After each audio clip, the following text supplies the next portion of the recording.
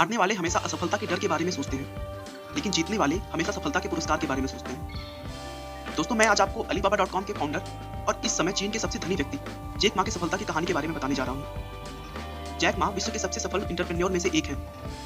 उनकी कुल संपत्ति $20 बिलियन आंकी गई है। दोस्तों, जैक ने यह सफलता इतनी आसानी से नहीं पाया है। उनके संघर्षों को अगर आप जानेंगे तो आश्चर्य करेंगे कि इतनी असफलताओं के बाद भी कोई आदमी कैसे आगे बढ़ते रहने की सोच सकता है। जैक मा का जन्म 10 सितंबर 1964 को चीन के एक छोटे से गांव में हुआ था। जब वे 13 साल के थे तभी उन्होंने इंग्लिश सीखनी शुरू कर दी थी। ऐसा चीन में बहुत ही कम लोग करते थे, क्योंकि उस समय चीन की प्रमुख भाषा चीनी थी और इंग्लिश सीखना जरूरी नहीं माना जाता था। इंग्लिश सीखने के लिए उन्होंने किसी शिक्षक का सहारा नहीं लिया था, बल्कि वे टूरिस्ट गाइड बन गए थे और टूरिस्टों को घुमाने के दौरान वो उनसे इंग्लिश में बातें करने की कोशिश किया करते थे। उन्होंने यह काम करीब 9 साल तक किया, जिससे उन्हें इंग्लिश का अच्छा नॉलेज हो गया था। दोस्तों, जैक मा का वास्तविक नाम मा यूं है। इन विदेशियों को गाइड करते करते एक विदेशी व्यक्ति से उनकी गहरी मित्रता हो गई, जो उन्हें पत्र लिखा करता था, और उसी विदेशी मित्र ने उन्हें जैक नाम दिया, क्योंकि चीनी में उनका नाम बोलना और लिखना बहुत ही कठिन था। तब से मा यून को जैक के नाम से ही जाना जाता है। जैक का पढ़ाई में बिल्कुल भी मन नहीं लगता था।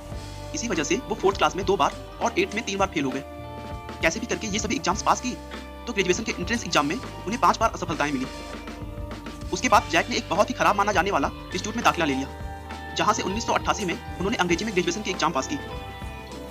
जैक मा के कैरियर की शुरुआत भी बहुत ही असफलताओं से भरा हुआ था। उन्होंने 30 अलग अलग जगहों पर नौकरी के लिए आवेदन किए, लेकिन हर बार उन्हें निराशा ही हाथ लगी। इसी बीच वो एक बार KFC में भी नौकरी के लिए गए। उस समय KFC चीन में पहली बार आया था।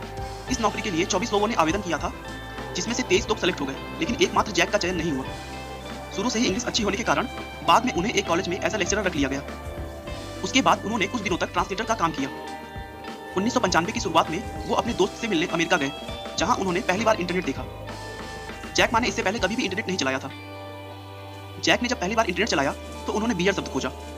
उन्हें बियर से संबंधित बहुत सी जानकारियां अलग अलग देशों से प्राप्त हुई, लेकिन वो यह देखकर चौंक गए कि उस सर्च में चीन का नाम कहीं भी नहीं था। फिर उन्होंने चीन के बारे में सामान्य जानकारियां ढूंढने की कोशिश की, लेकिन फिर उन्होंने पाया कि चीन की कोई सामान्य जानकारी भी इंटरनेट पर उपलब्ध नहीं थी। जैक को इंटरनेट में एक अच्छा अपॉर्चुनिटी दिखाई दे रहा था, जिसके बाद जैक ने इंटरनेट से ही जुड़ी हुई किसी काम को करने का सोचा। उन्होंने थोड़ा और रिसर्च किया और फिर अपने देश के छोटे बड़े व्यवसाय को इंटरनेट से जोड़ने के लिए अपने फ्रेंड्स के साथ मिलकर एक वेबसाइट बनाई, जिसका नाम चाइना येलो पेज था।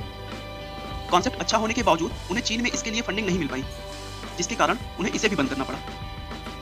दोस्तों, इतनी असफलताओं के बाद तो शायद ही कोई होगा जो आगे फिर और कुछ करना चाहेगा, लेकिन नहीं, जैक ने अपनी पुरानी कमियों को ध्यान में रखते हुए अपने वाइफ और 20 लोगों के साथ मिलकर उसी कॉन्सेप्ट के साथ फिर से एक नया वेबसाइट बनाया, जिसका नाम Alibaba.com था।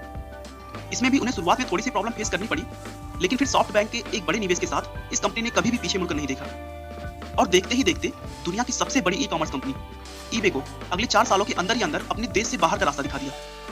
जैक मा आज दुनिया के रिचेस्ट पर्सन में गिने जाते हैं। उनकी कुल संपत्ति $20 बिलियन से भी ज्यादा है। दोस्तों, अलीबाबा की नेटवर्क फेसबुक से भी कहीं ज्यादा है, और जितना कमाई Amazon और eBay मिलकर करती है, उससे ज्यादा जैक की कंपनी अकेले करती है। दोस्तों, हमें असफलताओं से घबराना नहीं चाहिए, बल्कि उसका समझदारी के साथ मुकाबला करना चाहिए, क्योंकि वक्त हमेशा एक सा नहीं होता है। अगर आपकी जिंदगी में अभी छांव है तो इंतजार करिए, सफलता की किरण आपकी जिंदगी को भी रोशन करेगी। दोस्तों, किसी काम में असफलता मिलने पर हताश न हो।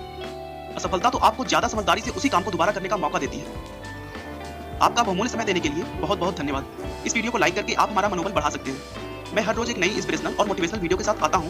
दोस्तों, अगर आप हमारे वीडियो को मिस नहीं करना चाहते तो कृपया चैनल को सब्सक्राइब कर लें। आपको यह कहानी कैसी लगी हमें कमेंट करके जरूर बताएं। धन्यवाद।